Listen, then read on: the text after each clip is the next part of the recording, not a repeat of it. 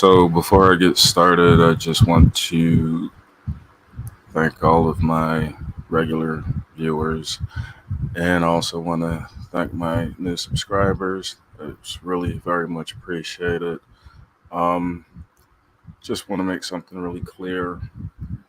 I don't approve of hatred, doxing, trolling. Those aren't really things that I see as necessary in doing a live stream. The things that'll be said today, some may be opinions, some may be facts, but if you have the ability to express your opinion, whether concurring or dissenting, in a respectful manner, I welcome it.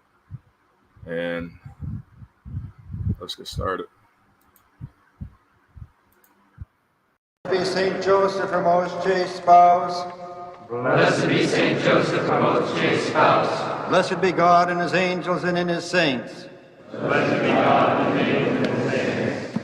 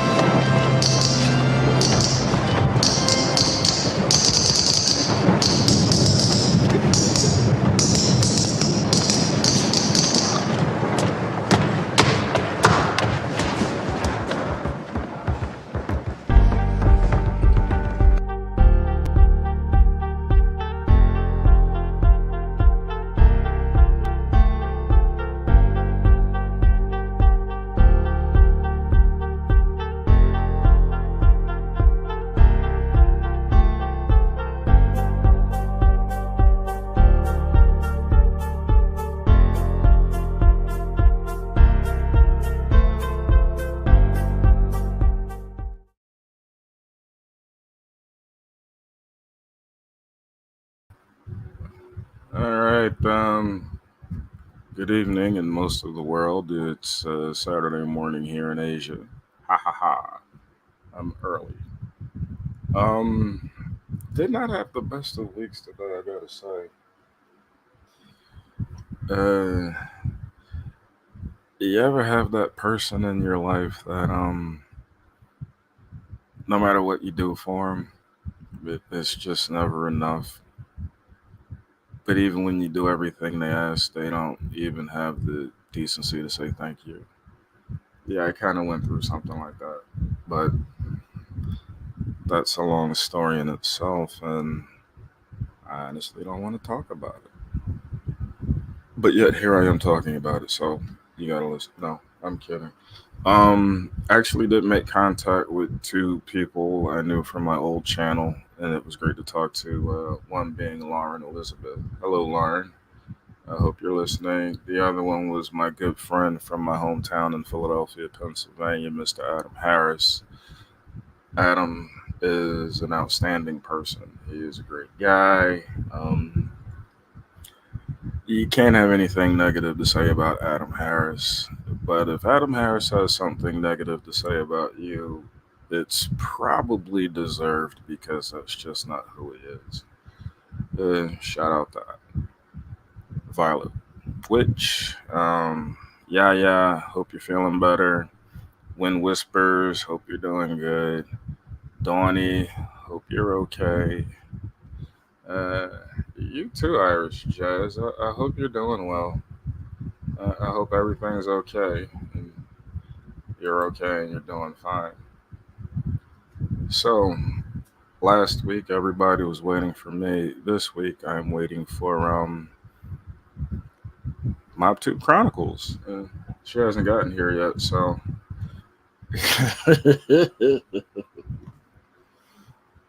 not a big deal, but we'll just wait and see, if she shows up. I was listening to Stand Up Guy 69's live stream. He does marathon live streams. I don't know where he gets the energy to do it. I might do it for an hour and I'm just completely exhausted. And he can do it for 4 hours, 5 hours. I don't get it. One thing I did notice though, even when he's not talking about the other people in YouTube that he has issues with, his life story is interesting enough that he could talk about that and it would keep a captive audience. He must have led a very remarkable life just from the few times I've listened to his live stream. So shout out to you, Shug, aka Stand Up Guy 69. One thing I did want to say, I was looking around the internet and I came across what has to be one of the scariest pictures of I've ever seen.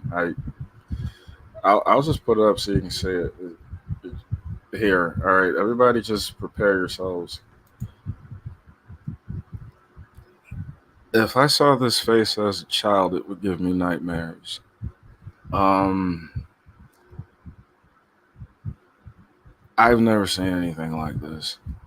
I've seen a number of things, but this is a face that seriously, I hope his mother does love him. I just and don't get me wrong, the guy is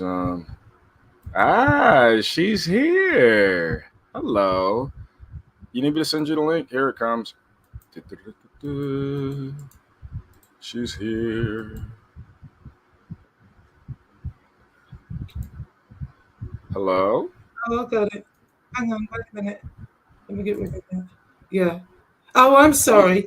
I was waiting. I had it on your show and it didn't say you were live. And I thought, well, let me click on it. And sorry about that. We finally got here. Yeah, we made it. I'm glad you're here. I have a couple of questions I wanted to ask you. I've been dying to ask you ever since I found out about you. Number one, is that your real picture? Yes. Oh, okay. See, you're very beautiful. And well, thank you. Well, it's an old picture. That doesn't matter. Very old. No, it doesn't matter. Because, see, when I saw that picture, I saw this beautiful woman. Oh, that's Diane Carroll. Carroll, yeah. Yeah, I remember her. Yeah. Wow, she's awesome. Well, if you look at the Chronicles, see, last week I was just going to come on, and show my face, but today I got off work a little late and I look like I've been dragged through a hedge backwards. So I thought, but on my other channel, I usually come on as me, so you can see. Yeah. Oh, no worries. No worries. Yeah. So let me ask you, how long have you been in America? Oh my gosh. Well, on and off, over 20 years now. On and off. Yeah. I mean, I go home. I've been all around really because my ex-husband was in the military. Okay. So that I met him in London, and then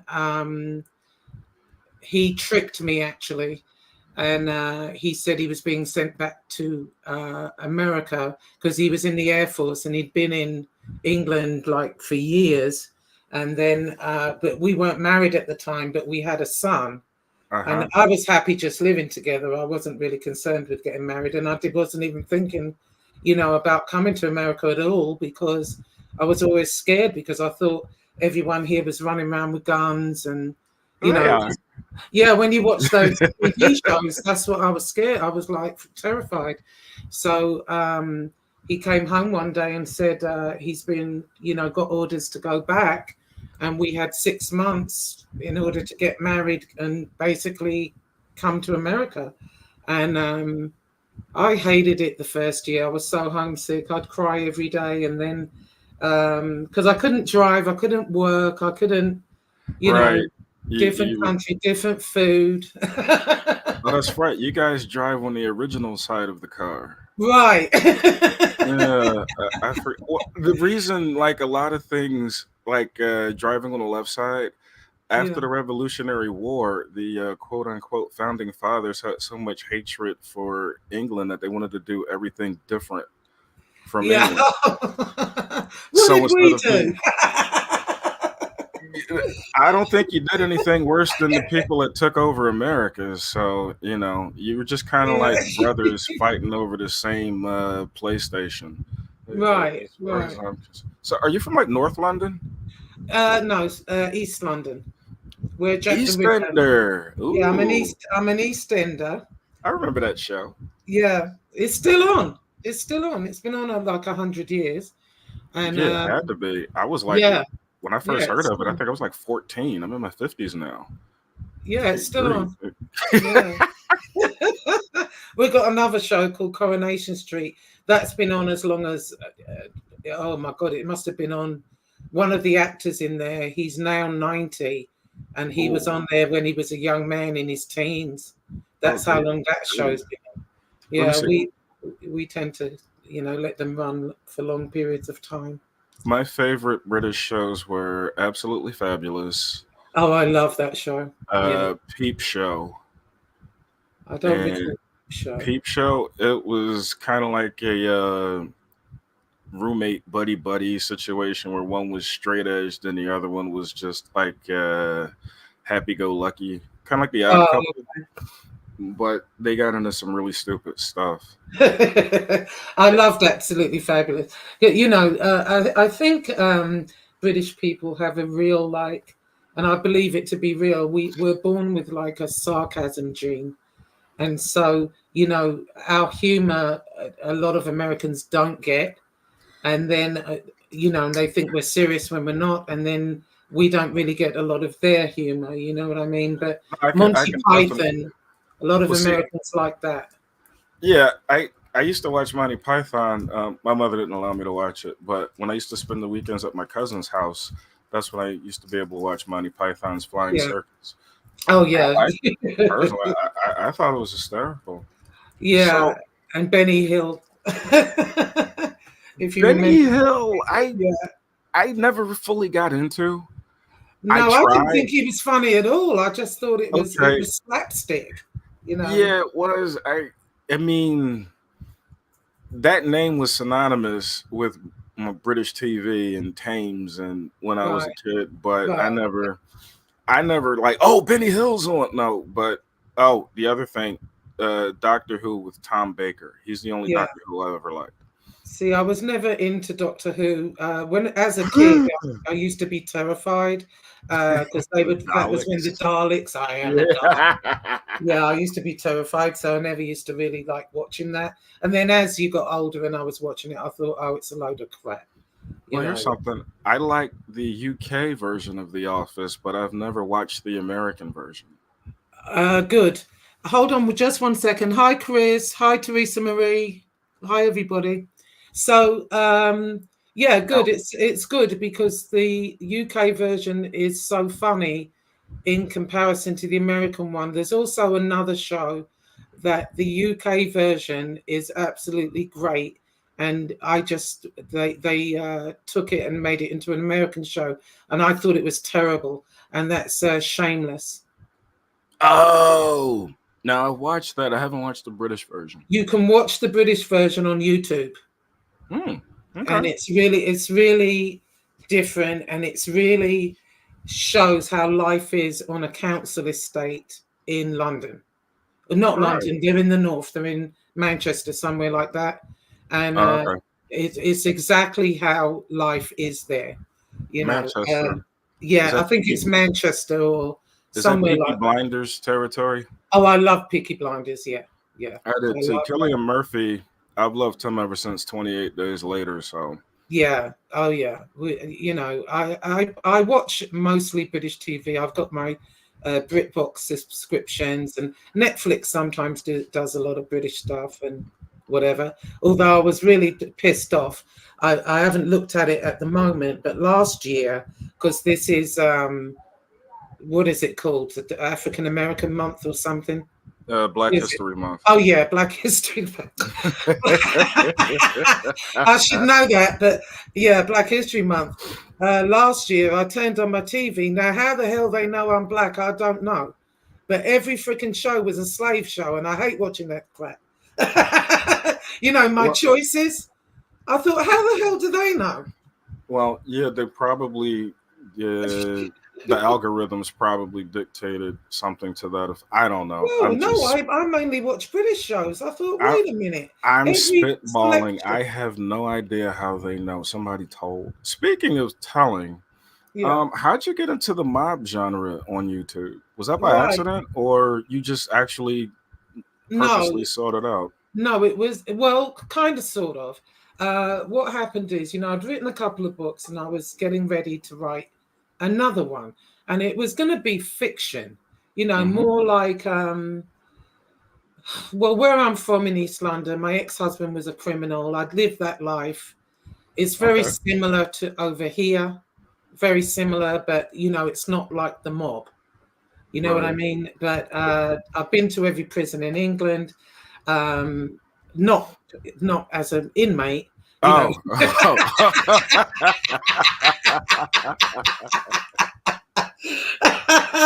No, not as an inmate, but my ex-husband was all over the freaking place anyway. And I was getting ready. There's another author in England, Martina Cole. She wrote and it's on Netflix, it's called The Take. Mm-hmm. And she writes those type of books. And I thought, you know what, I'm from there, I can write that. I'd written several others. And I started looking at, I was trying to get like an idea for a story. Right. And I stumbled across John A. Light. Now he's the one that ratted out John Gotti Jr. Okay. And basically John Gotti Jr. was on. This was a death penalty case, and he testified. Oh. He testified against him. John Gotti Jr. was indicted like 5 times, and he beat all of them except I think he pleaded at the last one. But John A. Light actually had ratted on him, and I started. But John A. Light had like a podcast, and I was listening to him, and we'd seen him in England also. One of our reporters had come over to America and interviewed him. And when he tells his stories, we're like, wow, really? I was thinking, oh my God, what a life. And, he was telling all these stories. And then another podcaster came up, that would be Mob Rats Exposed and some others. And they were saying, oh, he's just a liar. And they would tore down the stories, because in the beginning I was thinking, why are they all picking on this man?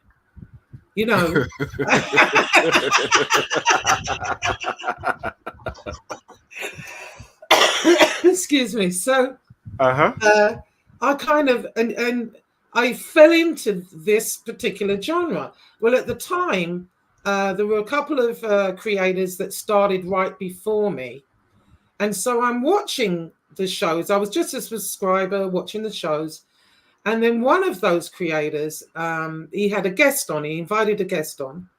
And Okay. when the guest comes on, he starts pulling out all of his life story. You were in prison for this. You didn't pay your child support and blah, blah. I couldn't believe it. I thought, how are you going to have a guest on? And you trash them. Yeah, totally trashed him, and they were arguing back and forth. And in the end, the guest got off, and I didn't know either one of them at the time.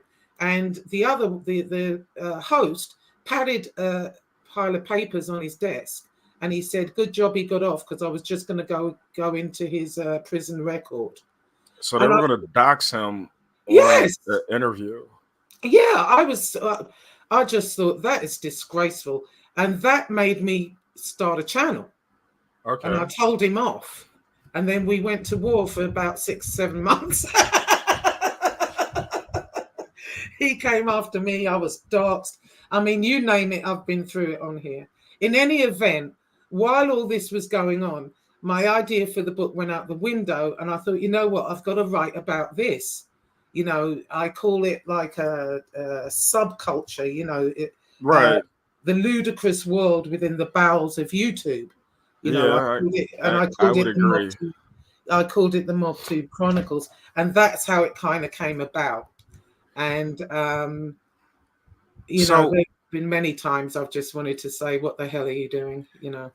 now, one of the things that I've noticed, first, our stories are kind of similar as to how I started the channel. Mhm. But nothing to the level of yours. I'm not going to try to say, yeah, I would. No, it was nothing like yours. I had no intentions on ever writing a book. Right. But the how can I say this? Did you think like, all right, here's what I'm trying to get at. Mm. Did it anger you more than it alarmed you that they doxed you? It angered me. It angered me. You know, where I'm from, personally, you know, both. I'll say a little bit of both. It was Okay. alarming on one level because, you know, I live alone. I've got my 2 dogs. I've got 2 boxers, Lady Hmm. Diana and Sir Winston Churchill. And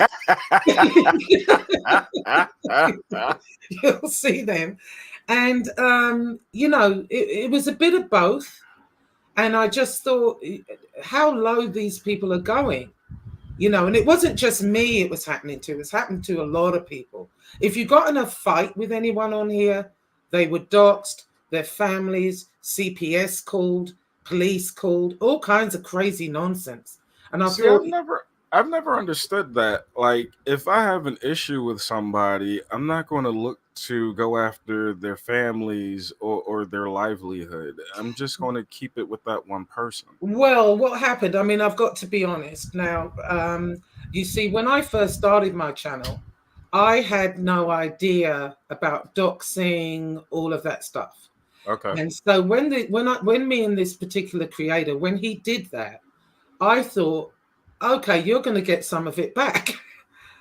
And I did it to him, and I did dox one girl because what happened is he got this girl to start attacking me, and they were going on Amazon, you know, So trashing my books.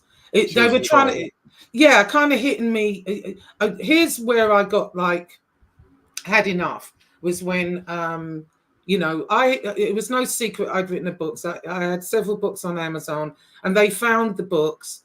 Anyone want to buy a book for $1, they put bad reviews, you know, stuff like that. Then you're Wow. going real world. Then you're hitting my finances. You know, you can't keep it kind of on YouTube.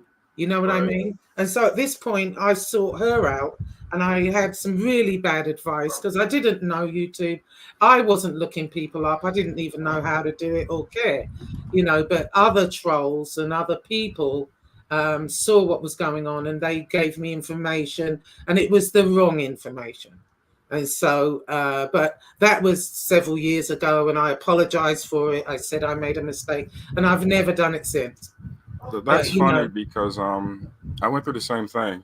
yeah, Um when I what they call white knighting, right, I did that, and then it kind of blew up in my face, and then people reached out to me, and I kind of fell into their crowd, and then it was like you like right, what they like and you dislike what they dislike, and then I had to yes, take a step back and say, well, wait a minute, like these people have done nothing to me. Why am I like yes. hostile towards them? Why am I like, Yeah, "Arr!" it's very easy to do. And see, It in the is, it beginning, is. because you know, I was so green to it, I didn't, you know, would I have done that now? Absolutely not. You know, but at the time, it was no holds barred with me, and I gave it to him right back. You know what I Yeah, mean? Even you though I know, was wrong, you know, and I said I was wrong and apologized, but I would I never do that again.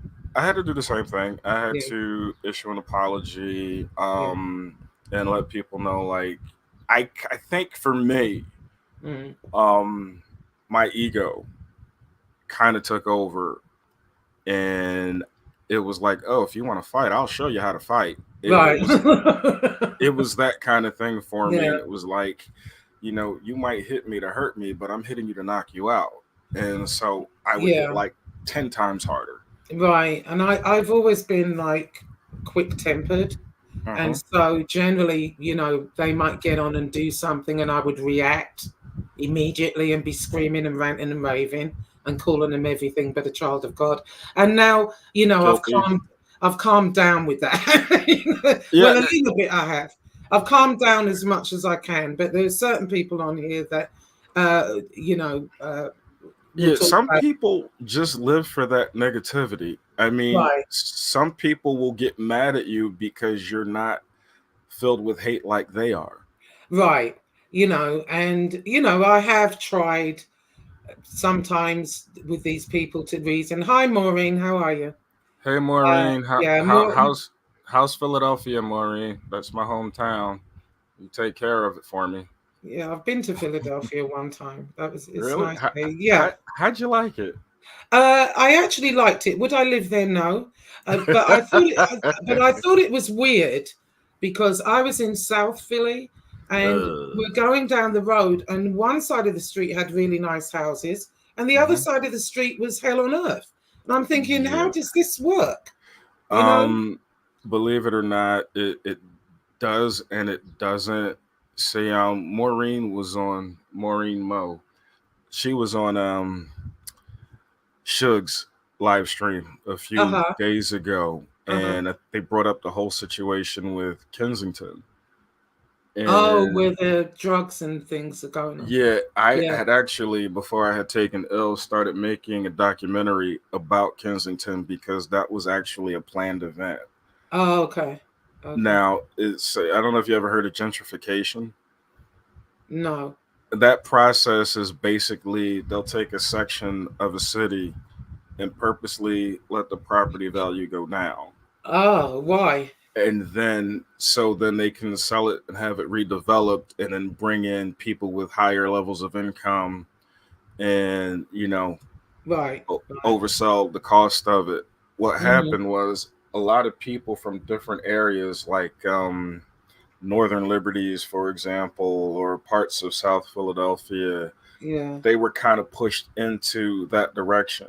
Oh, okay. And Kensington used to be an industrial neighborhood, like full of Oh, factories yeah. and mom and pop shops.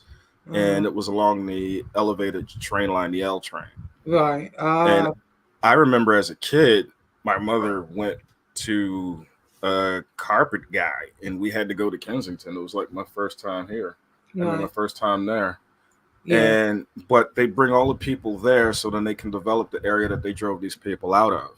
And Right. then they'll put in new houses, they'll flip the houses. Now the property value is going up. Uh-huh. And then, but it's displacing poor people. Right. Right. And that's what happened when the factories closed down in Kensington. These were blue collar, hardworking, the Joe Lunch Pail guys. Right. Right. Their whole thing was I go to work, I do my job, I get paid, I take care of my family. Right. That's what Kensington was. Right. But then towards the late 80s, the early 90s, there's no jobs. Right. Most of these people were like first and second generation, I'm from another part of the world people. Right. Yeah, And so, I saw a little bit of a documentary where I forget what drug it is. Is it fentanyl? Where the people are just bent over in the street and no, that's Trank. trying. That's Yeah. the latest drug. Oh, I okay. used to work in Kensington. I worked in Kensington on 3 separate occasions. My first job out of the army, I was a security officer. Maureen, you might know this 7-Eleven at Kensington in Ontario. I used to do overnight security there back in the early 90s. And then I worked at a factory called Packaging Coordinators Right. Incorporated, and I did security there. My last job was in 2012. I was actually a job developer for ex offenders. Oh, okay. And every time I returned to Kensington, it seemed to have gotten worse. When I first started going into Kensington, you knew there was a drug problem and there was a prostitution problem. Right. But I can objectively just say it was a problem. Right. When I went back, it became a chronic problem. And now, thanks to YouTube, the world can see just how bad it really is there. Oh, wow. And Yeah. they're not increasing opportunities, they're just expanding the types of drugs that these people can use. Good Lord. Yeah. And it's heartbreaking. It, Yeah. it, it really is. And, I never strangely enough, a lot of people, if you say Kensington, would be afraid. But for me, like I lived in Frankfurt, which was another place that has become gentrified. Where you ever hear of Section 8 housing? Yeah. Okay. Section 8 housing had this big boom starting in the late 1990s. Uh-huh. Section 8 housing has done more to destroy good neighborhoods than COVID destroyed lives. Oh, really? Yes. Mm. She started going down with the crack epidemic, then just steamrolled. You're right, Maureen. Like back in the late 80s, that's it just, it went down. And the thing that I kind of think about, let me just finish about Section 8 housing. Section 8 housing, so let's say you and your husband bought a house in 1975 and good neighborhood, you paid off your mortgage, he's retired, you're retired, kids are grown, and you're thinking of moving someplace warmer. But you still own your house. So what people do with Section 8 is they'll go to the government and say, you can make this a Section 8 housing. Right. And so Section 8, in theory, was to help people of low income not have to live in like the high-rise projects. Right. So they can actually put them in a good neighborhood where they could feel safe. Right. One of the big issues about that is most of these people don't know how to be neighbors. Right. So they don't understand, like, it's not just your house on the street. Right. Don't blast your music. Yeah. Pick up your trash. Okay. Yeah. Keep the domestic violence to a loud whisper. Right. These types of things. Right. And once those people started moving in, other people who actually had no intentions on leaving felt they needed to leave. Right. And because the government paid the majority of the rent, the homeowner who's like living in Florida now doesn't really care what's going on in Philadelphia. I'm getting my money. Right. So the rent could be as low for a house that you might rent for $1,700 a month. Right. The actual person renting the house might only have to pay $50. Right. It's very similar in England, but we call it council housing. Okay. And basically what it is, low income people, they get housing benefit similar to Section 8, where the government pay most of the rent and they have to pay a portion, and so Shameless, the British the British version is a council estate. So it's like Section 8 housing, but we call it council housing, but it's the same thing. Okay. See, that makes sense. Yeah. And one of the issues with that was that you had people, like one of the things that my old neighborhood, Frankfurt, I lived there. I'm from North Philadelphia, but I lived in Frankfurt for the last 25 years before I moved to Asia.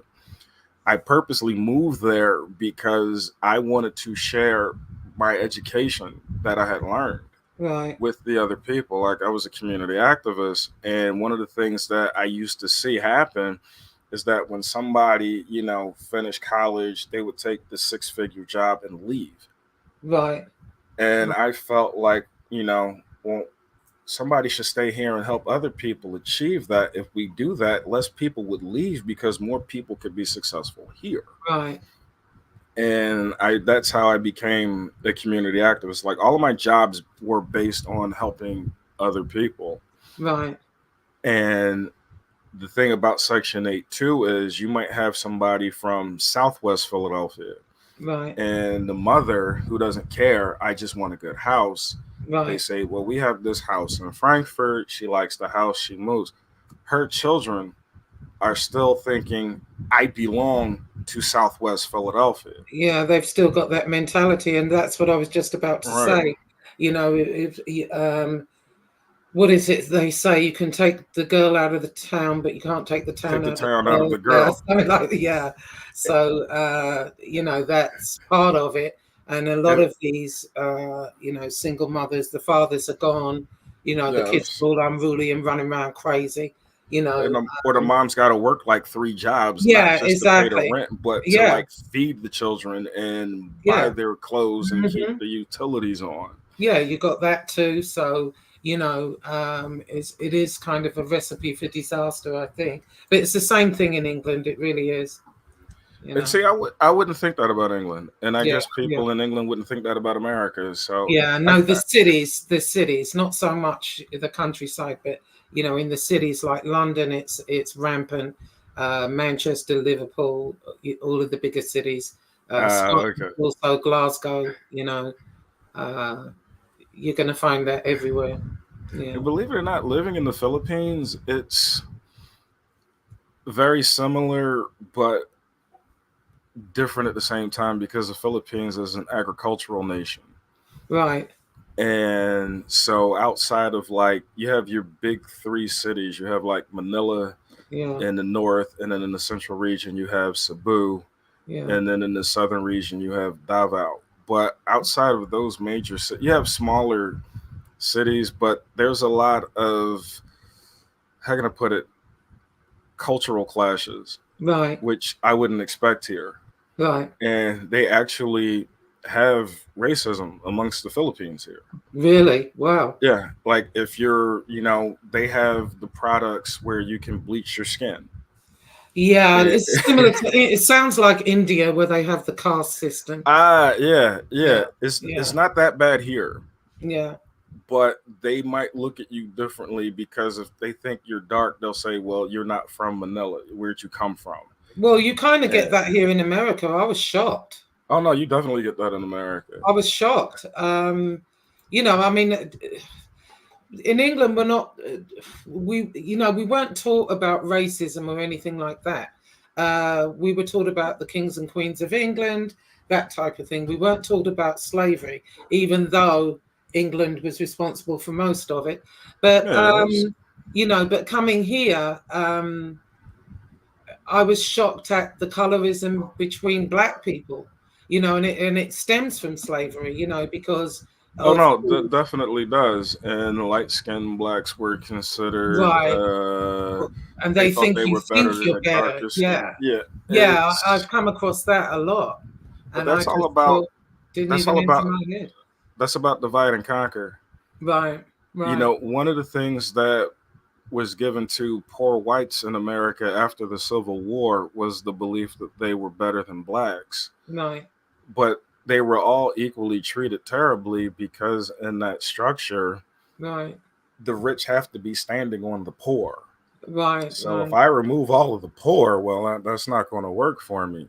Yeah, Here, the corruption for me in politics, I have to be careful how I say this because I know somebody's listening. But the corruption here isn't as covert. It's not as well oiled of a machine. I guess you could say the disparity is glaring. Like I live in a subdivision right. and I rent my house because I'm looking to buy a plot of land. But Uh, if you go towards the back of the subdivision where there's still available lots, people have just built like a shanty town. right. Oh, okay. Yeah. Oh my God. And you'll see loose roosters walking around and it's like, hey, but the I Philippines, almost went to the Philippines one time because I was in Guam. I was in Guam for 5 years. now that's a And place I plan on going to. yeah, oh, it's beautiful. I loved it. And I used to run a bar there called Bomber's Tavern. And the Hmm. owner of the bar, his wife was from the Philippines, but she was in the Philippines. He would send money to the Okay. Philippines, but he had another life over there in Guam. And at one point he was Wait, talking about, when were you in Guam? oh Did you God, did you hear of the Blue House? the Blue House. No. Oh, that was a brothel and a half that the police were even involved in. Oh, really? No. Bomber's Tavern was in between the Air Force Base and the Naval Base, so it was in the middle. Oh, so you caught all the traffic. Yes. And at one point, he was talking about, doing a bar in the Philippines, and suggested I go and run it. But I was there with with two kids, and I felt like, and their dad, Yeah. he wanted to. He was already in America. I stayed in Guam, and Okay. he, you Well, know, it was Guam too is far. America, Yeah, technically. well, you know, he was in Louisiana, so I Uh, had to. he was mainland. Yeah, and you know, he was like, it's difficult for him to see him, which it was, and so I gave in and went to Louisiana, but I lasted there about 3 weeks. I couldn't take it. Yeah, I can relate to that. Yeah, Louisiana is an acquired taste, to say yeah. the I very no, least. I like sun, sea, sand, and that wasn't it. You know. I mean, Louisiana, you got crawdads and oil refineries Yeah, and, and and casinos yeah, at Yin Yang, and yeah, I forget where. Oh, he was from Shreveport originally, and that was a hellhole. My car was stolen within the first 2 weeks. you know, people in Uh, Louisiana don't even like Shreveport. it was awful, and then I in the end I was like, oh, the hell with this, and that's why I ended up in North Carolina, which I love here because we've got the beach. It's nice. You've got, you know, different You climate. got You know, the Outer different. Banks, I yeah. love the Outer Banks, Hilton Head, South Carolina. I love Birth South Carolina, Myrtle Beach. Michael You know, Jordan, you yeah. know. You can't forget MJ now. No, Yeah. I never liked him, frankly, but I liked him as a player, but as a general yeah, I don't manager, like him as a person. he What I've oh seen of him. you've seen things about Michael Jordan, huh? Yeah, Ooh. I'm not a fan, but you know. Well, a lot of people think because I'm from Philly, I should like Will Smith, and I've never liked Will Smith. No, So I've never liked him either. I think he's weird. His kids are weird, and they're a bunch of weirdos. The whole family. If you here's ask me. my opinion on Will Smith.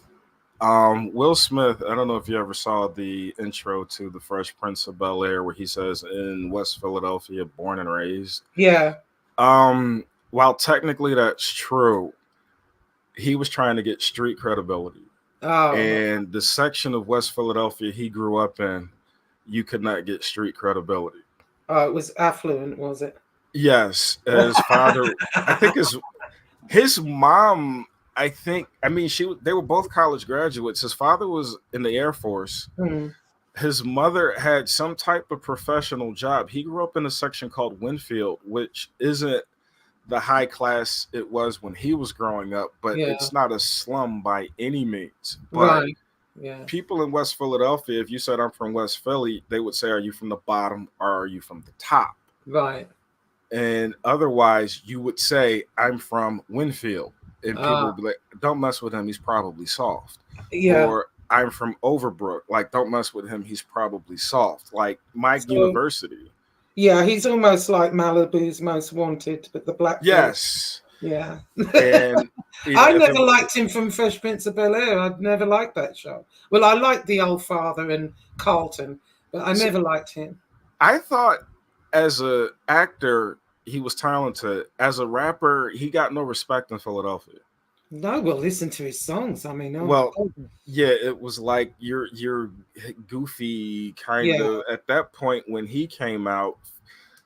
Gangster rap was starting when you had Boogie Down Productions and KRS-One coming out of the Bronx, and then Philly. Actually, their first real hardcore rapper was from West Philadelphia. His name was Schoolie D, and he talked about some he talked about how bad it was in the rough section of West Philadelphia. They used to have gangland territory where they would actually have police barricades on certain streets, and you needed a pass. Oh, like no go zones. Like, it's a little bit like Brixton in London. Okay. It used to be a no-go zone for the police. Yeah, and that's how it was in West Philadelphia. There was a mother, actually, she had a book written about her from a writer in England. It was called Gang Mother. Her name is Queen Mother Falaka Fatah. And she lived in she still lives in West Philly. Her son had joined a gang. Yeah. And so the only way she thought she could save her son was she moved the whole gang into her house. Oh God. But they were illiterate. She taught them Yeah. how to read and write. Right. She taught them, manners. She taught them religion, Yeah. and she was one of the key parts of ending the gang wars that were going on in West Oh, Philadelphia. wow. Like, Wow. it was so bad. Like, the Yeah. University of Pennsylvania and Drexel University, because it was a lot of empty houses, vacant Uh-huh. houses. They bought up all of those properties Uh-huh. and rehabilitated them, and now that section is called University City Oh, wow. because of the two universities. You try to buy a house there now, Yeah. you'll have to break the bank on that one. Yeah. So, but Yeah. yeah, Will Smith. I don't think he knows how to stop acting. I honestly think has his own identity crisis. Well, I just think he's very strange, him and Jada. She's nuts. I mean, and then when he slapped Chris Rock, oh my God, Chris Rock's better than me. We'd have been throwing down on that stage. Well, see, Chris Rock handled that in a mature fashion. He Will certainly Smith, did. I don't think Will Smith was as angry as he was portraying himself to be. I think, honestly, and this is just my opinion, he felt like he was supposed to do that and defend the honor of his wife, but it was a joke. Yeah, but he could have got up and verbally said it and stomped out like everybody else. I mean, to go up there and, do what he did. And I think he chose to do that. He definitely did. If it was 50 Cent up there making that joke, he would have kept his ass in his chair. No, if it was 50 Cent making that joke, or I think if it was Wanda Sykes making that joke, he would have stayed in his chair. He'd be totally honest. I don't see him jumping up after her either. Yeah, he knew who to do it to. That's my thing, and I just thought, oh my God. And especially as Jada's so weird anyway, and so's the kids. I mean, look at the boy there. What is he? That's the kid, one the boy. Is that the one that says he's a woman now? Yeah, one minute he's a woman, then he's a boy, then he's not, then he is. He needs to make up his mind. And the girl's equally freaky. I don't know what's going on in that house. Well, I mean, at an outsider looking in, you would think maybe they were preoccupied with their careers and they didn't focus enough on their children. Yeah, maybe, because it's just a weird setup that they've got. And it could be a thing where, like, they're just trying to get attention. Maybe if I say I want to be a woman, that'll make them pay attention to me. Yeah. Or if I say I'm confused, that'll make them pay attention to me. But like Will Smith, he definitely shows signs of narcissism. You think so? Oh yeah. Just how he carries himself, he seems overly preoccupied about how things look instead of how things are. Right. And I think that's what made him jump up and slap Chris Rock. Like, you're going to let him say that about your wife? Are you going to let him get away with that? Like, I think that was running through his head. Because in Philadelphia, he would have been egged on. Yo, he just dissed your wife, man. Yeah. You a soft punk. Look at that. And they were, you going to let him do that? And so I think, he probably had a flashback to maybe he got punked when he was in Philadelphia and it traumatized him. And he's like, I'm not going to let it happen this time. And but it was Chris Rock. Like, dude, no, not Chris Rock. And it was a joke. She shaved her head. I mean, why is she immune from humor? Well, yeah, I mean, I don't know. I think she's a complete weirdo. Like when she had that affair with that guy, her explanation was they were what is it called? Couple. She called it something ridiculous. I forget now. Coupling or coupling. It wasn't an affair. It was entanglement. It was an entanglement. She said.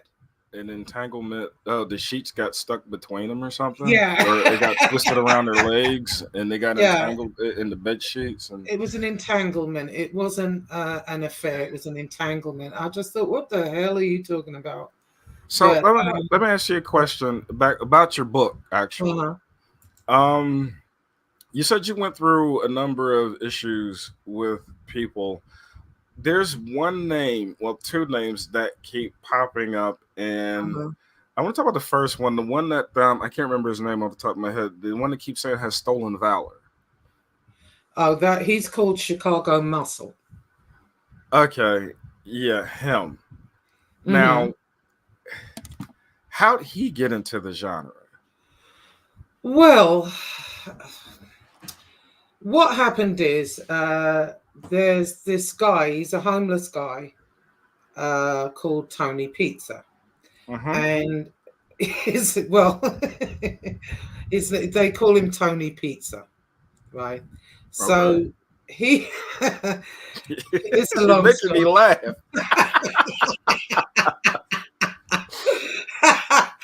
Anyway, so what happened is he came onto the scene first, and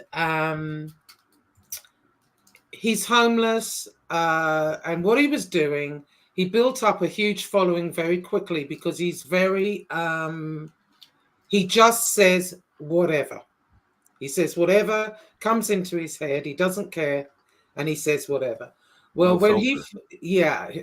completely no filter whatsoever. And when he'd talk about black people, he would use the N-word constantly. Oh. And in the beginning, when he first came on, people were donating to him. I felt bad for him too. I donated a couple of times because I thought, Anyway, he said the N-word like one too many times for me. And I said to him, a woman in his chat had said something that he didn't like, and he went after this woman. And I said, I didn't like the way you did that. Don't effing well think because you donate to me, you can tell me what to do. And then from there, we went to war. I was the N-word. I was, oh my God, it was worse than the first battle I got into on there. And every other show, it was, I'll drive through your house. I'm going to come there and kill you, and, all kinds of stuff. He's going to drive his car through your house? You said yes. he was homeless. Well, he had it. Well, no, they donated enough. He was able to buy a car. He was making money out the yin yang. Really? In fact, he bought more than one car. Yeah. Jeez Louise. Yeah, in the beginning, he didn't have a car. He lived on South Avenue, Park Avenue South in New York, on the corner. And he's got millions of pictures of him with different celebrities. And he said he knew Sammy the Bull, Gravano. And he actually had a phone call with Sammy. And Sammy was saying, well, why don't you do a show about being homeless? He was giving him advice, because you can make money on YouTube. You can. But the people were drawn to him. People were drawn to him because he was so outrageous. I mean, he would say that, he'd call people, gay people, the F word, F slur, and you name it. Yeah, every slur you could possibly think of, he would say. And people loved it. And he was making money out of the yin yang. Well, me and him got into a terrible fight. And it went on for a few months. And then several of the people, Chicago Muscle was one of them. Originally, when he went in as a subscriber in his chat, he was under another name called Horror Gamer. And he would call me, the people in his chat would call me all types of racial slurs as well, but I wasn't concerned so much with the chat. I didn't look at the chat. I would go at him, Right. Anyway, so I guess the Horror Gamer changed his name to Chicago Muscle, and he was in there for a bit. And from what I understand, Tony Pizza had given him a wrench, to moderate. Oh, right. And at some point, he took the wrench away, which pissed Chicago Muscle off, and so he left. You give people wrenches around here, it's a nightmare. Anyway, so what happened is, people get bent out of shape over the wrenches. Like it has real power. While I'm saying that, everyone that's in here or who listens to this afterwards, I did have to take wrenches simply because I had a rogue wrench that was blocking people. And so I'm giving them back slowly as I do my You're life to reading out people that I the know. rogue wrencher. Right. Yeah, I had people blocking people. Anyway, Chicago Muscle's version of it is different. He said he didn't like the way the racial slurs and whatever, but that's not strictly true because he was there as Horror Gamer and had some things, racial slurs. And since then, he's made several racial slurs. He called me an Uncle Tom the other day. But in any event, Huh? yeah.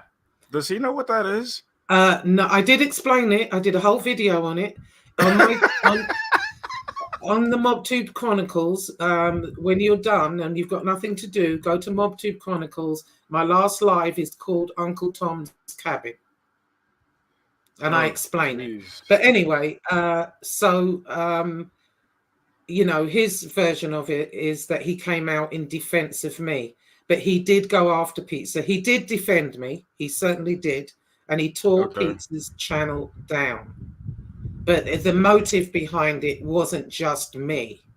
There was an you know ulterior what I'm motive. saying? Right. There was an ulterior motive. But in any event, he did defend me, and I was appreciative of it. And I said thank you, and I appreciated it. And I kind of would go on his show. He'd come on mine for a little bit. And then what happened is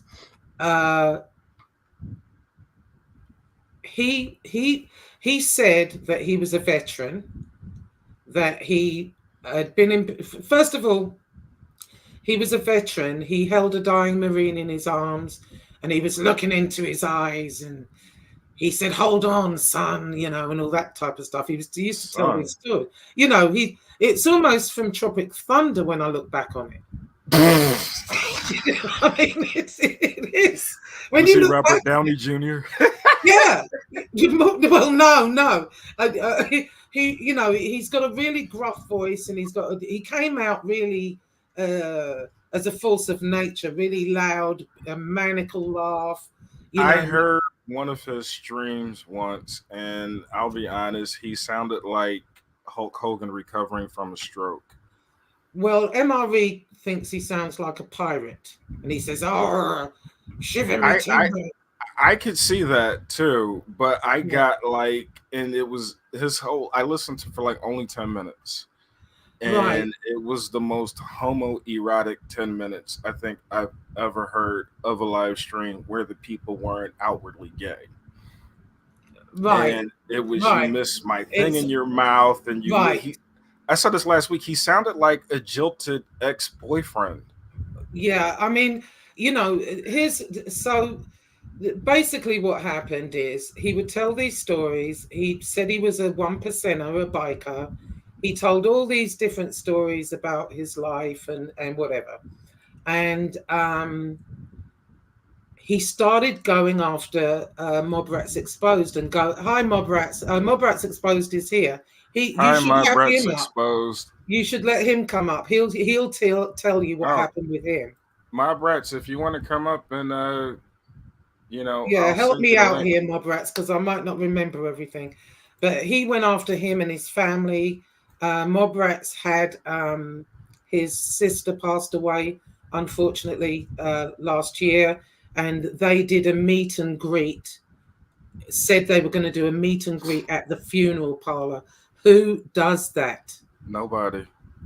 They were harassing his aunts, his nieces, his nephew, and so Mob Rats didn't dox him.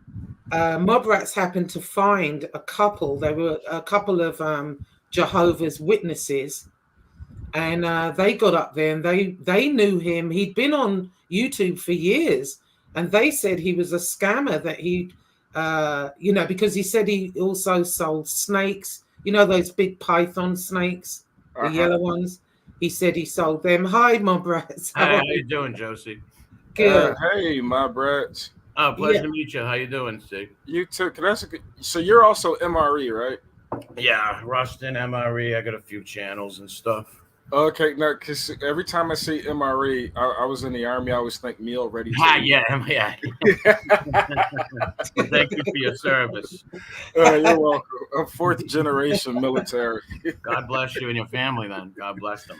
Yeah, Yeah, can you explain to him, Yeah, MRE? well, with this, the guy Chicago Muscle is. He came around, told people he was a Purple Heart. He said he held dying. Like, he didn't just say, hey, listen, I have a Purple Heart. I'm a soldier, and never talked about it. Every stream was about the holding dying Marines, running into foxholes with no guns, beating the people. He said I held a dying Marine in his arms, and he's looking in my eyes. It's actually not even funny, but it is the way he says it. But when you really think about what he's saying here, he's actually saying he's held dying Marines in their arms and they were looking in his eyes. And he was saying he was crying. He was crying, going, stay with me. Don't lose it. I'll stay. It's like when he's seen some movies. And this man was crying. Like, and it was all fugazi. It was all lies.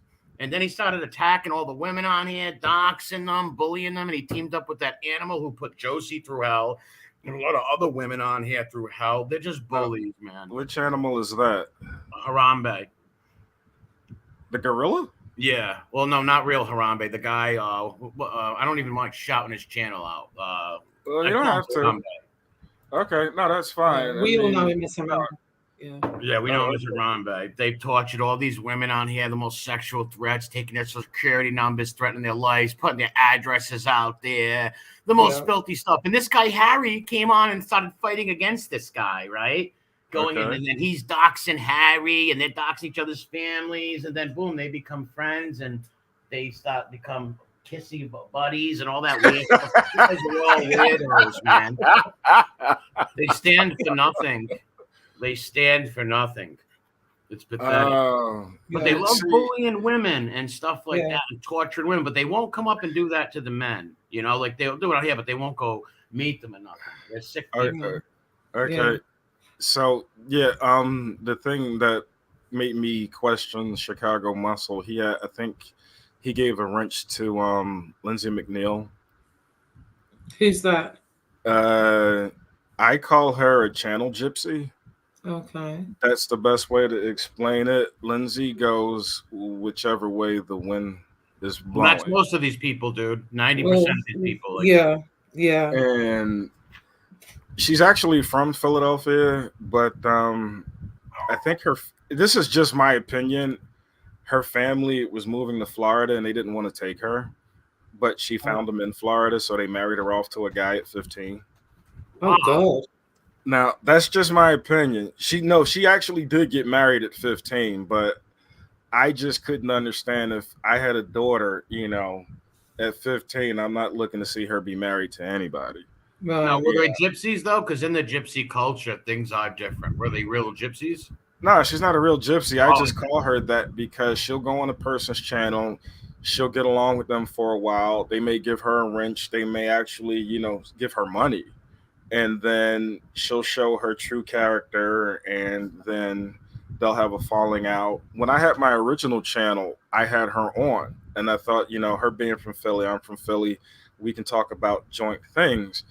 But it didn't work. She said things that made no sense, and she got upset with me for calling her out on the things that she said that didn't make any sense. And then she left me and then joined another channel where that person hated me.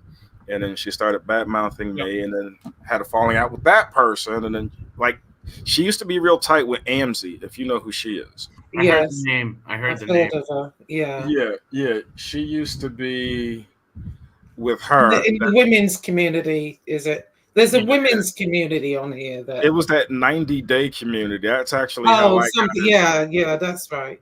So you had the 90-day community, which branched out into the anti-Katie Joy community. And then from there, you had more splinter channels following after that. And there weren't a lot of men in those communities. There were a handful. I liked because I don't honestly remember how I fell into it, but there's a woman, her name is Erin, her channel is EKC, Entitlement Translator. And she has a really good channel. I've always liked her, and a lot of people that I connected with, I found through her channel. But back to Chicago Muscle. So let me see if I get this straight. He was a Marine. What war did he serve in? He didn't. He wasn't a Marine. Well, I'm sorry. What movie? I mean, what war did he claim to serve in? Where he's seeing all these dying Marines. He claimed to be in Desert Storm.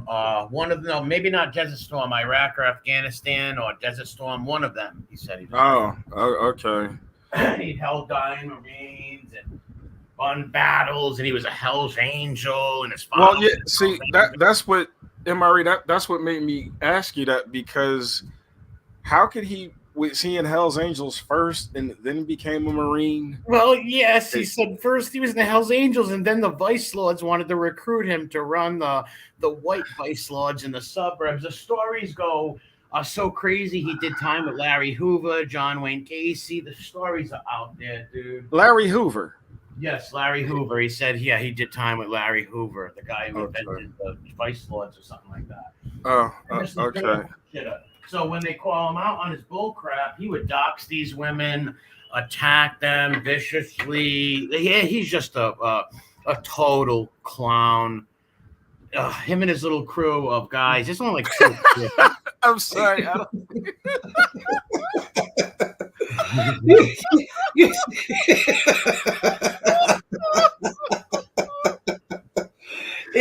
You gotta laugh or you cry.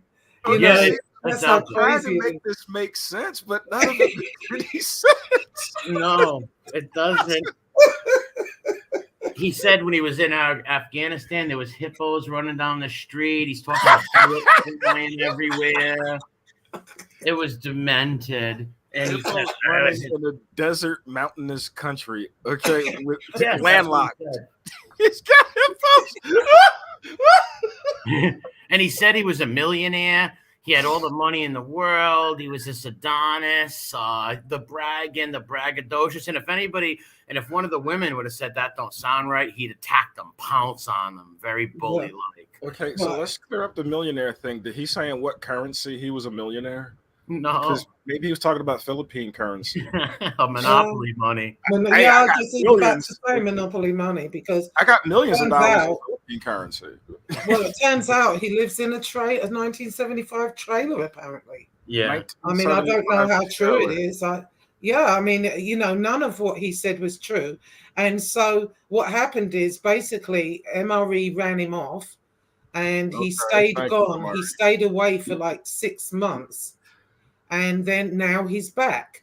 Well, he's back with a vengeance. He never left. What he did was he jumped off the screen, but what he did was go and look up all my family members. And that's why he named the name, my mother's name, looking up my nieces, nephews. He just put my little nephews on the screen last week. He's done it to other people's families too. You know what I mean? The guy's a weirdo. Well, he called in his CIA connections. So yes, he told me. Well, he told the guy Mike Slick, who went on Josie's channel after I burned this guy's fake clubhouse down. I burnt it right down. I played this video of these ex-Jehovah's Witnesses who he scammed and all these people he robbed their computers. I played the video. And he ran away. He tucked tail and ran away. So his friends went on apology tour saying how sorry they are for hanging with a dirtbag like that, stolen valor. And now that he came back, they're all on his channel. It's the most bizarrest thing. It's only like 2 or 3 beta males doing it. It's just very you hit the key word, MRE, beta males. So I just want to make sure. He came back for your scalp, MRE, basically, is what he was saying. He claimed to be a Marine, Iraqi Freedom. Yep. And Hell's Angels, Vice Lords, convicted criminal. Mm-hmm. How old is he? He's like 55, but I forget what age he said back then, so I don't know if he lied about his age. This is the picture of him. MRE's avatar is what he looks like now. That's what he really looks like, but he puts up a picture of himself that's over 25 years old. You know, like it's like a catfish. He's scared to put this. See, this picture was taken for him by another YouTuber who went and met him and snapped this pic. And when he showed everybody this pic, the guy Chicago Muscle stopped being friends with him because it showed his unisex jogging pants, and he freaked out. Once everybody's seen those unisex joggies and his like belly because he was insecure about his size, he freaked out. And that's why he puts the picture of him like 25 years ago. This is what he really looks like. So is that the muscle is in his beard? Yeah. Yeah, well, the I mean, whole that's- picture, well, he described himself basically as an Adonis, Yeah. and what did he say? 6 foot, almost 7 foot tall. My arms are like, Pythons. yeah, Oh, so he's also superstar Billy Graham. yeah, Very yeah, bullyish, essentially. like, he would bully the women and people behind the scenes. See, their key thing is to get your number behind the scenes. Then they can call you, work on you, and possibly threaten to give your number out to people. That's what these bums do. They did it to so many people in the chats. They did it to content creators. I always tell people, don't become friendly with people in chats, even content creators, because 6 months down the road, you're not going to like somebody they don't like, and they're going to give you up. Yeah. Well, ultimately, when he came back, he a lot of people were upset with him because he didn't apologize for the stolen valor thing. He didn't feel it was stolen valor because he didn't make money as pretending to be a Marine or whatever he was pretending to be. You don't have to make money pretending. Most of the stolen valor people don't try to collect money. They just try to get that prestige and the praise. It's for their ego. The emotional manipulation. Yep. Yes, exactly. Thank you, Amari. It's emotional manipulation because it's like, I'm a nobody, but let me put this uniform on and let me put these patches on. And now everybody's going to see that I've made a significant contribution to my country, and they'll give me praise, and maybe they'll buy me a drink or And you shouldn't have to put on clothes to get respect. You should be able to have that respect with or without those clothes. Right. And his main thing was, when he was very unapologetic.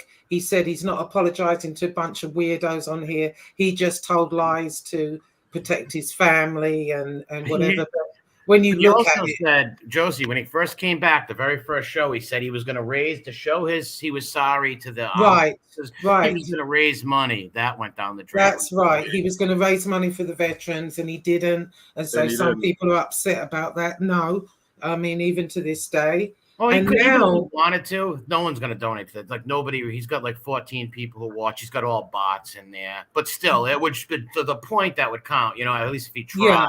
He's not apologetic. If I didn't burn down his little clubhouse, people would still think he was a Marine. And you're right. He emotionally fleeced me also, because when someone tells me they got a Purple Heart, I respect them. I give them a little more weight. It's like, all right, well, this person, the Purple Heart, was in a war. He gets my respect.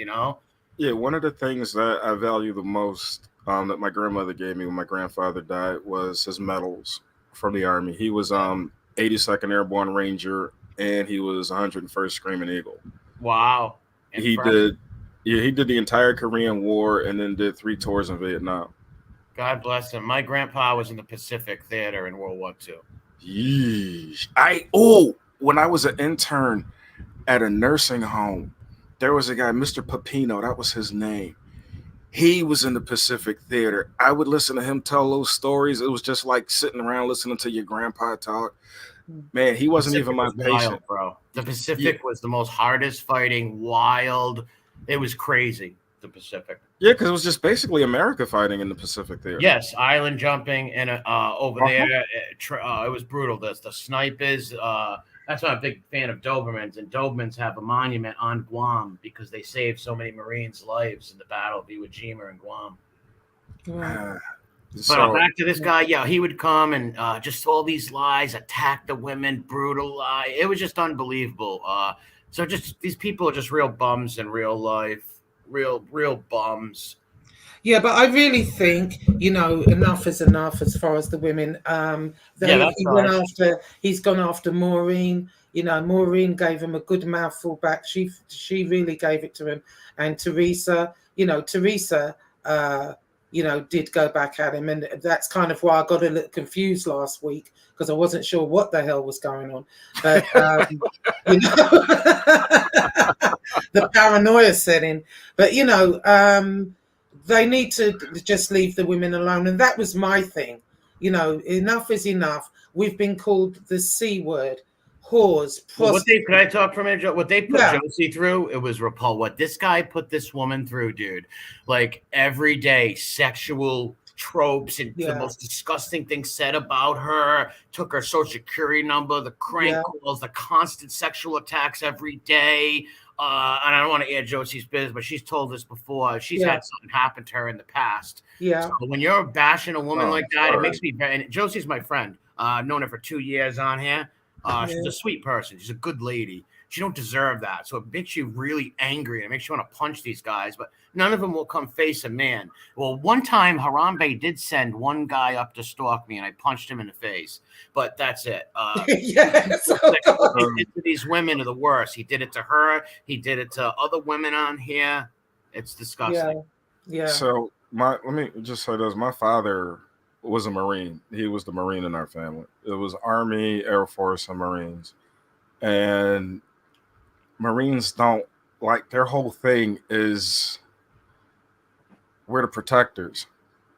We're that first line. So to hear that from, I mean, I know he's not a Marine, but to just disgrace. That's what made me not believe he was a Marine. Yeah, because they wouldn't talk like that. Yes, that's what threw. Because listen, when someone comes on here, you don't know them. They say I'm a Marine. You take their word for it, right? Until you see. So now, when I seen him, Until you see otherwise, right? yes, and then when I seen him attack these women so viciously, I was like, listen, there's no way this man is a Marine. There's no way this man was a Hell's Angel. They wouldn't like.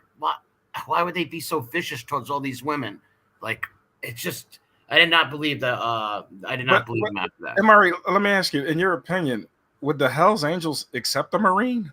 Yeah, of course. There's massive. We have Hell's Angels in my city. My one of my best friend's cousins is a vice president. Yeah, they have a lot of vets in there. There's mad. Oh, okay. I was just curious, like, where did he have the time to do all of this? I know. It's crazy. When I was a financial counselor, one of the last jobs I had before I took ill, they specifically, because I had the military background, I was a financial counselor to a lot of disabled Marines. Not Marines, just military. I'm sorry, just disabled military. If he had the experiences that he's claiming he had, because my grandfather actually, which I found out after he passed away, he never got the Purple Heart because he was never wounded in combat, but he got the Bronze Star. Like, I look at the Bronze Star all the time because that my grandfather, he earned that, but you don't talk about it. Yeah, I know they don't talk about it. No, the soldiers that I've known, yeah, they don't talk about stuff neither. No, you don't. Like, it's not something that you're comfortable. First, you don't think anybody's going to understand it. You have trouble kind of putting it together yourself. And you want to escape those memories. You don't like, so for him to sit there and then just tell a bunch of people on a live stream about how he's holding my grandfather wouldn't watch military movies, like war movies, because he said they weren't real. He said they can't tell you the real story. It's okay, Teresa. Don't worry about it. Sorry to interrupt, but I in the beginning I used to get enraged, but now I just have to laugh. I just think, well, yeah, that's the better way to be. No, I'm doing something about it now. I am, but I've been in and out of court actually the last year. I think it is now. I was given she's been put through hell. This woman's been put through hell. Yeah, I was given an order, and within a week he broke it. So I went back for the contempt of that order. Then everybody, he had people reach out to me, basically to say he will leave me alone if I drop it. I didn't drop it. I dismissed the actual second complaint, but with conditions, and the conditions were, if he does it again, then he answers for this one and whatever he does again. Well, within a couple of days, he's right back at it again. So here we go again. I'm not going to let it drop. Another creator that he put his wife up, he put his family, stand up guys, people. He went to the police station yesterday, and apparently it's a felony.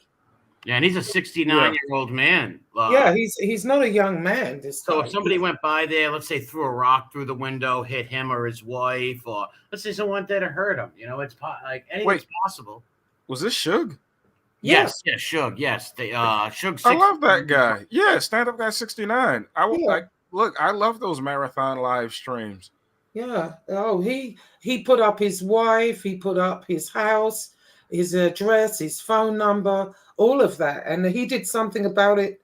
I think yesterday or today, was it, Emory? Yes, he did. Can I answer Irish Jazz's thing? Mm-hmm. Let me ask. How does Slim get all the women's information? He used to snake it off them, meaning he would act real nice to them in the chat, ask for their IG or Twitter. Then he'd get them on Twitter, and then he'd move for their phone numbers. And that's what he would do. Or right. Yeah. I mean, personally, most people have my phone number. I couldn't care less. And I refuse to change it simply because, I've got family in England. It would be a nightmare having to call everybody. I can't be bothered. So I don't care who has my number. And if I don't recognize who it is, I just don't answer it. Yeah. There you go. Fair enough. That's what I do. But, my address, everything's been put up there. So I know, look, in the beginning, you asked me, did it make me angry or what was the other thing? Right. Alarmed. Like it did alarm. Yeah, or alarmed. It was a bit of both, but now it just makes me angry. And I'm going to do something about it. I'm not going to sit back and let him continue to harass me in the way that he has. And for no reason. It wasn't like I did anything to this guy. No. He came after me for someone else. Yeah, because she wouldn't. She never did nothing to them. Because she wouldn't join his parade of fighting with whoever at the time. The incel parade. Yes, the incel. That's what this is. These men, these are incels. These are men with no lives. This is their social life, and they sit on the phone all day with each other in these Twitter rooms and these Discords, giving out it. They're just sick people, honestly. Yeah. If you have nothing to do, but once you get off a live stream, then you're in the Discord, and then you get off the Discord, and then you're staying on IG or Twitter. Yeah. Well, that was the thing when torturing people. Sorry, Joe, but if somebody just wants to do it for fun, that's one thing. But when you're on there looking people up and giving info, that's what becomes. Well, that's what I meant. Like if you're literally a cyber stalker. Yes. Well, I didn't really know anything about Discord, and when Chicago Muscle first came out, they had a Discord, and I went in there, but to look to see what was going on, and then I would never go in there because it was basically they called it the war room. And basically, they would set up for the day what they're going to be doing and I just couldn't be bothered with it. I barely go on Twitter. You know what I mean? I have a Twitter thing, but I don't. I rarely look at that. Same here. When I went on, I first went into a Discord room back in 2021, and it was like, okay, this is where if there's nobody streaming, we can just all hang out in here. But I found it toxic. Yeah, very. That's what I was thinking. It would be like we're having a group conversation about something, and then somebody would come in, hey, so-and-so's talking about you right now. And then everybody would leave the room and go on a live stream, and then they would run back into the Discord. And it was like if somebody's talking about me and I don't know about it, I don't really care. That's how I felt about it. But people like Edge causing trouble. They want to come. How many times people say, this one said this about it. It's like, okay, fine. I don't care. Yeah, hey, okay. What am I going to do? I got to eat breakfast now. Like, I remember somebody had threatened to pay me a visit to my house. This is when I still lived in America. And they had actually threatened to, show a picture of my house. And I said, you're not the first person. Like, my girlfriend in the Philippines had found me on, Google Satellite or whatever. And it was like, is this your house? I didn't really care, but I knew, I lived on a very violent street. There were, 10 homicides in a 12-year period on my street. Wow. Not counting the people that got shot and staggered to the hospital or the people that got beaten really bad. I mean, just the homicide count was at 10. So Maureen Mo. Like I lived in Frankfurt. I live right by the Arrett Street Terminal, also known as Market Orthodox. I live right there. And the SEPTA police didn't even come down off the SEPTA is the transit police. They wouldn't come off the platforms of the elevated train. Like it was that scary. And so I was like, if they're brave enough to come to my door, I'll let them come sit in and have a drink. Like, Well, that's why they won't go to MRE's. Well, they did. area. Yes, they Well, did. other than that guy, but he lived there. But they keep talking about coming to see you. They but, would never. You know, they wouldn't come out alive. No, Yeah. the last guy that came up here, I punched him in the face. They're not going to send nobody up here. Yeah, I remember that night. Oh my God, I just think it's a lot of this tough Tony talk over the phone. You're flexing keyboard muscles. It's pathetic. No, but they did go to another creator's house and beat him up. A group of them with bats and knives, and it was it 5 black guys? I forget now. No, He beat up Chicago Muscle. No, some kid named FBS got beat up, and then he said all the black guys did it. The black guys didn't beat him up. One guy beat him up, and someone else punched him. Yeah. So wait, he looked that bad that Yes. you would he believe filmed it. 5 He guys filmed it. beat him up. Oh, He filmed okay. himself in the ambulance. It was a whole thing. You got a broken nose. He went in the ambulance for a broken nose. That shows you what a coward. And he was the same coward doing the same thing, doxing, torturing women, doing the same shit. And he put up the one guy's little handicapped niece, and the dude went down there and beat his ass with a few other guys. Real quick, Teresa, Discord it's kind of an app, but you can use it on your laptop or computer or anything. It's like a community room. Yeah, don't It bother. started for gamers. And it kind of morphed into things live streamers also use. And you can create different rooms within the Discord. And it's really a very toxic environment. If Yeah, you I have wouldn't to go even in bother with it. Discord to talk, it's probably not because you're saying positive things. Right. Yeah, I hated it. I was like, oh, I can't. And the thing is, most of us have lives. We work. We have other stuff to do. I don't Exactly. know who has the time to sit there all day, every day, looking people up. Sitting in Discord all day, making Harold does. war preparations. I mean, it's just like So there's another name ludicrous. that I want to ask you guys about. Mhm. And it's probably connected to Chicago Muscle. I don't know. You guys can fill me in because you guys are more in veterans, I guess, of the mob tube genre. But SoFlo. Harambe. That's Yeah, Harambe. that's Harambe. Oh. Yeah, he's the one who put Josie through the ringer. Sexual threats, all that filth, putting social security numbers out, phone numbers out, all that torture. Yeah, that was him. My thing about him, how I learned about him, one of his, I guess, buddies or friends or something tried to start a online romance with a woman I do call a friend. Her name was Cindy. Mm. And he got her to send him a picture. It wasn't a nude, but he made her think that he really cared about her. He was going to come, because she's from like New York. He was going to come see her or whatever. But when he got the pictures, he posted them. What a bastard. Oh my God. And she felt really bad. Like if you go in my videos, you'll see a message for Selfie Queen Cindy. Like even at the time we weren't speaking. How long ago was this?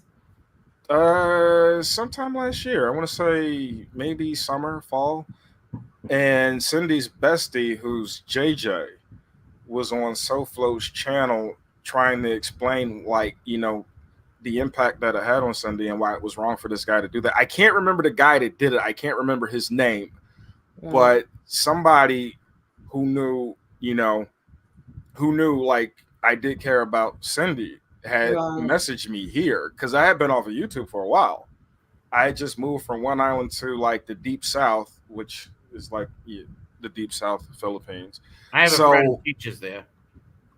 You know what city or what? Yeah, region? I have not in that city, but I have a friend who is a teacher in the Philippines.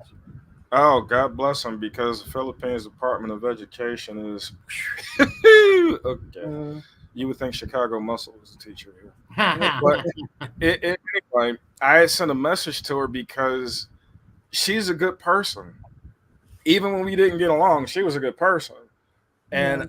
I felt bad for her, but I wanted to let her know, like, people that know that, it was wrong for him. She was worried about, like, her kids finding out about it, and and her kids are adults, so it's not like she had, like, a 6 or 7 year old, but still, she, it's yeah, it's a scummy move to do. it Any was a man very, who does very that to a scummy woman move. is a scumbag. He got it Well, under I mean, false pretenses. North Carolina, where I am now, it's one of the few states. I looked up the statute the other day, just out of interest, and it's one of the few states that takes all that cyber stalking, cyberbullying seriously.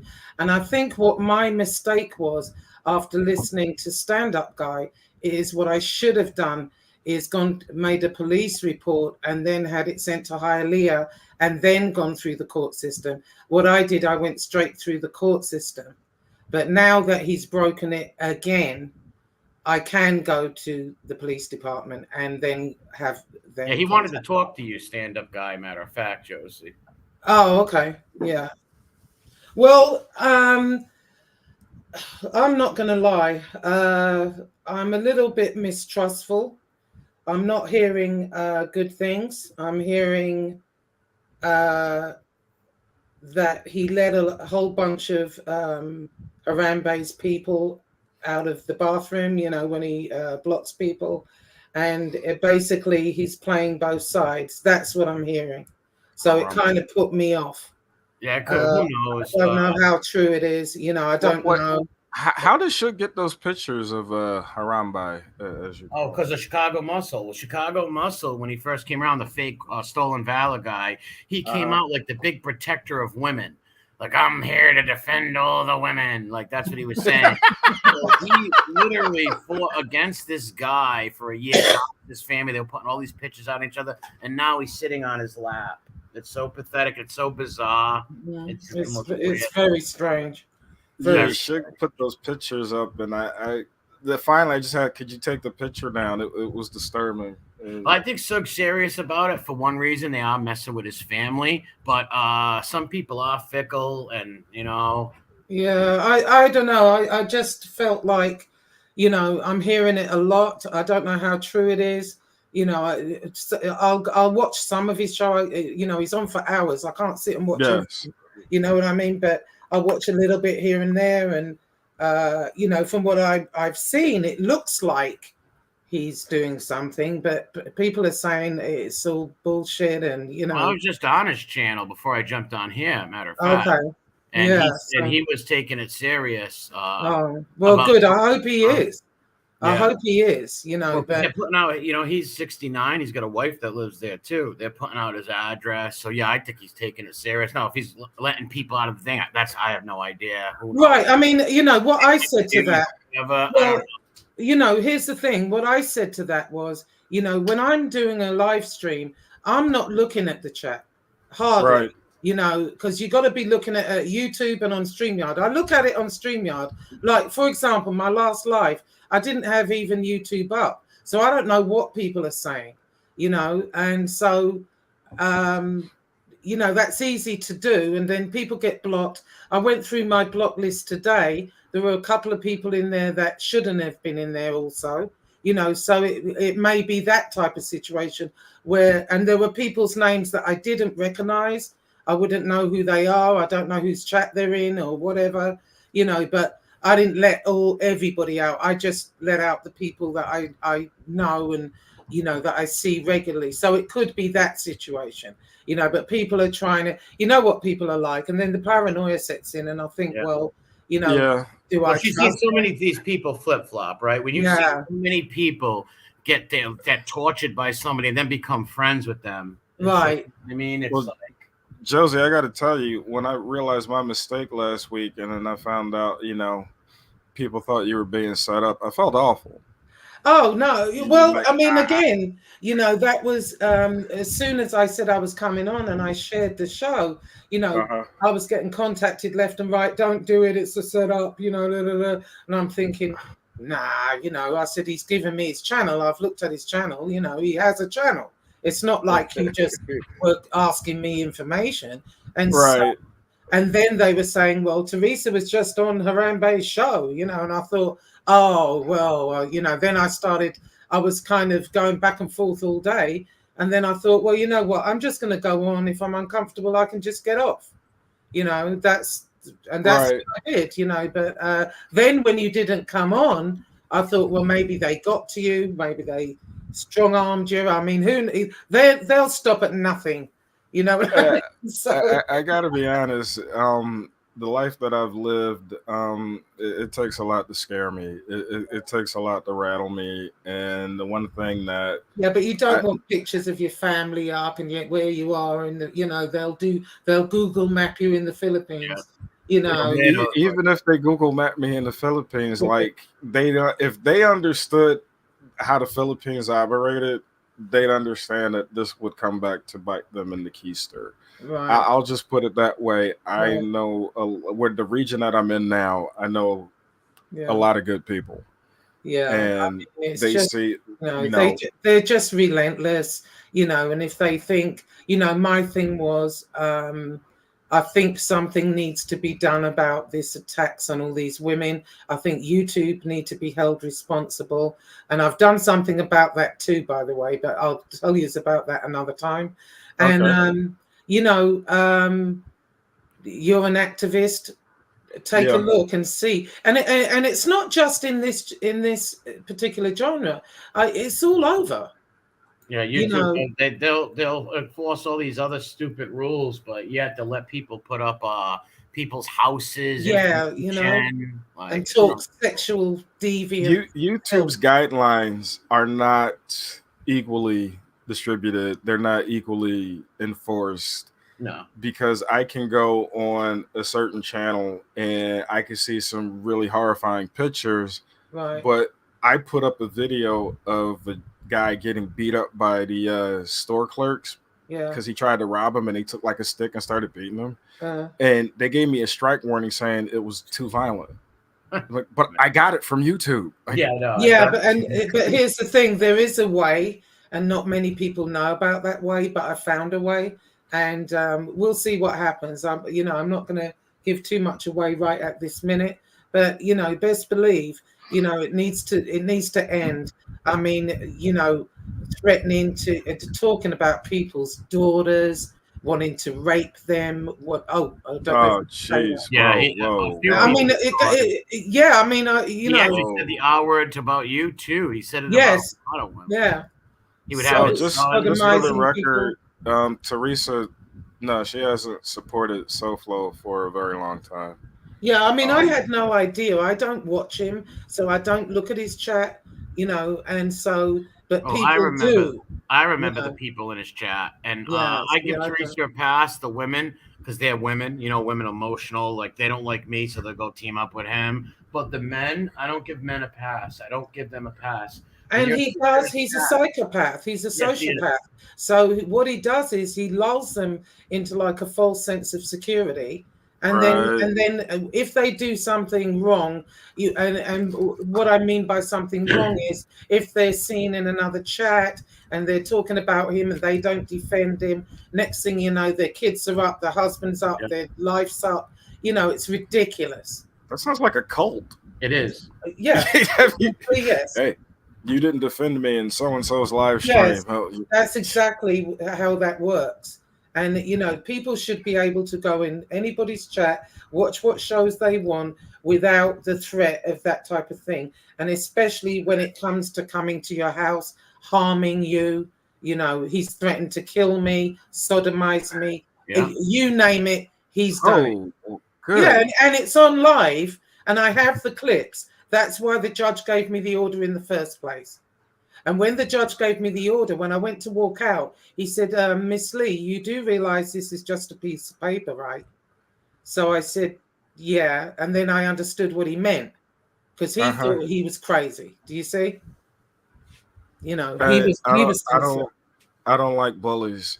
I I don't I won't like be bullied though. bullies I'm not in having it. real life. I don't like cyber bullies like that. That Oh, just he's the really king cyberbully, dude. What he put these women through, what their children, he was putting up fake license plates, people, all kinds of the most craziest thing. This dude loves bullying women, and he gets off on bringing them up there and making them apologize, and Mhm. he Yeah. gets off But on that. what Irish Jazz says here, look at the stuff they say about men. They talk more about men and sodomizing men than they do anything else, especially him. Yes, He was in prison for 23 years, so go figure. and he he's got was in sexual prison. crimes. Yeah, sexual crimes too. He beat a woman half to death with a pool stick. Yeah, and he did the same to his kid's mother. The guy's just a bum. Yeah. He's a 67-year-old guy who lives off an insecure woman in her house and does all this stuff there. The guy's a weirdo, and he loves abusing women.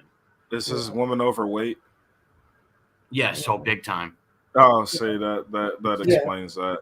Yeah. Usually when I hear that thing about like when you describe this person and you're like, and they have a like significant other, it's like, they're overweight, lonely, desperate. So yeah. I'm not saying she is. I don't know. She is. She is. But he calls he calls everybody else ugly. But I'm not saying she's ugly, but she's not an oil painting. Let me put it that way. Oh, so let me ask you a question. You think she looks like this, Josie? Oh God! Yeah, who is that? This is a guy. Oh, God. I'm doing a small video short about him probably next week. This is everything you're describing about SoFlo. This guy's actually done in real life. He's from Detroit, Michigan. But when I saw his picture, I thought this was one of the ugliest pictures I've ever seen in my life. Like if I were a kid, I'd have to sleep with my mom for like a week or so to get that vision out of my system. Well, he looks like he could hoover you up with his mouth. Jesus. Yeah, and he's got a nose as wide as Tennessee. I know. Oh my God! And look, pixie ears. Yeah, he's so. Anyway, listen. What's your name? CB. CB. Christ Conflict. CCC. Okay. Well, listen. I've got to jump off, but we'll do it again. I've got way more to tell you. Oh, definitely. I need to go too because actually, I didn't realize we had been talking for so long. Well, thank you for having me on. Okay, thanks for coming on, MRE. Always, it's been a pleasure, and always a pleasure seeing you on Stand Up Guys live streams too. Yeah, I'll be popping in your lives more. God bless you, and thank you for helping my friend here because I don't care about the guys, but the women and stuff.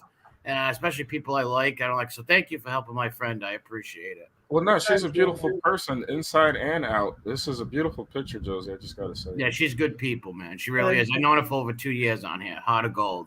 All right, God bless you. Okay. All right, everyone take care. And yeah, everybody take care. Josie, thank you so much. And you have a great night. And everybody, thank you so much. And I'll just leave a few words with this. It was a great interview. And I want to thank Mob 2 Chronicles. If you're not a subscriber to her channel, you should subscribe. I also want to thank Mob Rats Exposed. MRE, you were kind of filling in the gaps there of the two stories that I was trying to get a better understanding of. One thing you have to understand about being a bully is that at some point you're going to come across somebody that's bigger than you. And I know they have this saying in the entertainment industry, be nice to the people you meet on your way up because you'll see those same people on your way down. So there's no, like, I don't promote hatred. I don't condone hatred. Doxing, I just think it's a punk move. I don't know how else to explain it. Threatening to violate women sexually, physically, emotionally, it's inexcusable to do it to a woman. It's inexcusable to do it to a man. You know, I just don't think that the people that are being bullied are actually engaging in it which means they're becoming victims. And you're not going to get a lot of respect when you attack someone that is being seen as a victim. I don't know if what I'm trying to say is really being understood, but you know, even when me and Teresa had our disagreement, argument, her motion sensor, anger detector kind of thing, there was never a sense like she's coming after me or I'm going to say negative. No, if you love a person, you'll get over the hurt and you'll both realize you could have handled things differently and you resume. You know, Irish Jazz has been mad at me and we let time pass or whatever, but we didn't go trashing each other. Well, Irish Jazz has a trash mouth anyway, so even when she's giving you a compliment, there's going to be profanity in there. But I mean, you get used to it. We need to, in some ways, be more considerate and understanding and sensitive to people. And at the same time, we need not to be so sensitive that the minute someone makes a joke or says something that we may not think is funny, go on the attack and have a shoot to kill mentality. It's not what it is. I mean, in all honesty, if there's something that you don't like on YouTube, don't watch it. If there's something that you disagree with that someone said and you care about that person, choose your words carefully. I mean, think about what you're saying. You're not going to get anywhere because your feelings got hurt that you're going to hurt the other person. And I'm telling this from experience because 2 years ago, when somebody hurt my feelings, I went on the attack. Like listening to Josie, her story, like I said, has a lot of similarities to my story in coming onto YouTube. And she expressed the same thing. You kind of get caught in that emotion and it's fun, initially, and having communication. I was fascinated that I was talking to people all over the world in real time. You know, it was funny to me, like, oh my God, I'm talking to somebody in Australia, like real time. But I myself, in my own opinion, I think at a certain point, the people that I cared about, I didn't feel that they were showing me that same level of care. Not everybody, just a couple of people. And so I went on the attack, because my feelings were hurt. And even when I was doing it, I was saying my feelings are hurt. And it's not okay. If you hurt my feelings now, I'll just tell you, I didn't like what you said. It hurt my feelings or it bothered me. And here's why. Maybe we can come to an understanding or maybe we just have to agree to disagree. But holding on to that level of hatred where you're going to pull up innocent people and their family and put them on the internet and encourage people to go to their homes. In all honesty, you can't follow any rules of any religious deity and behave that way. It's wrong for you to claim that you're part of any religion, Christianity, Islam, Hinduism, Judaism. None of these religions practice that. They don't they preach against it. So you have to think about that. If you believe in a higher calling, they're going to call you to recall the things you've done in your life and the things that you knowingly did and made no attempt to repent. And I say that because I think about the things I've done all the time and the people that I've wronged. And whenever there's an opportunity, I reach out and let them know. I realize that. I do want to say once again, thank you, Teresa, for actually connecting me with this community. Because, like I said, I was looking for a new community. But I mean, and talking with Josie, listening to Suge, who, if he never mentioned, the issues he had with other YouTubers, I can still listen to him talk about his life story. I mean, there's a lot of wisdom in there. And that's one of the greatest gifts you can get with living is the ability to learn from mistakes, the ability to learn about life and then to share it back like that. That's a blessing from God. And stand up guy, thank you for that. I can listen to your stories. Josie, glad to finally put this together and talk to you. MRE, yeah, you have a lot of intelligence in how you speak, and I appreciate, the things that you've said, and your passion comes through your voice clearly. These things that are going on bother you, and you make that clear, and I appreciate that. So with that, everybody, I'm going to close out now, and want to say have a good night. God bless, and hopefully you'll see me next week. All right, everybody, take care.